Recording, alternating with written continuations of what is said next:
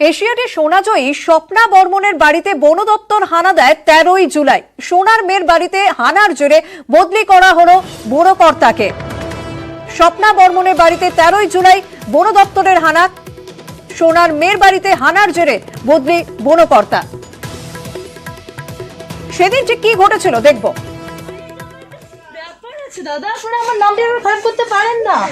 কথা বলি তারপর সবকিছু করুন, ভিডিও থেকে শুরু করে। দাদা অন্য দাদা এই যে দাদা নামটা বানাতে আমার কষ্ট লেগেছে, ঠিক আছে? 9 বছর লেগেছে নামটা বানাতে। তো কি করব আমি? মালটা তো আপনার বাড়ি থেকে পাওয়া গেছে। হ্যাঁ হ্যাঁ এখানেই পাওয়া গেছে না, সেটা তো বলতে আমরা কিনে নিয়েছি। চুপ করে দাঁড়ান। তো আপনি কি বলতে চাইছেন? বললাম যাবো না। যাবে না? ওকে ওকে ছাড়াও না, বললাম যাবো না।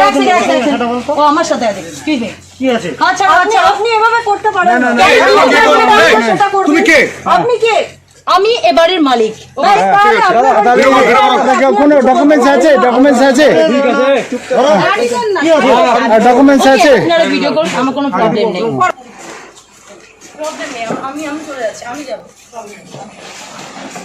কারণ এমন 13ই জুলাই ঠিক কি ঘটেছিল তা দেখলেন। আমাদের সঙ্গে সরাসরি রয়েছে প্রতিনিধি শান্তনু। শান্তনু, মনে রাখবেন, চোরের মায়ের বড় গলা।